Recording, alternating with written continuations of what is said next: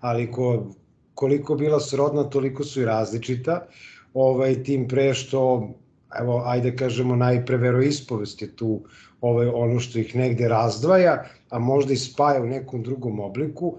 Dakle, Templar može biti samo onaj ko je hrišćanin, dakle, onaj ko prepoznaje krst, znači svi oni koji prepoznaju krst prosto mogu postati templari uz neke druge uslove.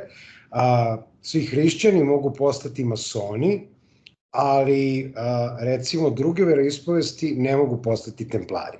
Znači ne postoje templar islamske veroispovesti ili recimo jevrejske veroispovesti. Znači templar mora da prepoznaje krst i to je ono što prosto nosi na sebi. A mason, kažu brat je mio, koje vere bio. Tako da masoni svakako mogu da postanu svi verujući ljudi kada je reč o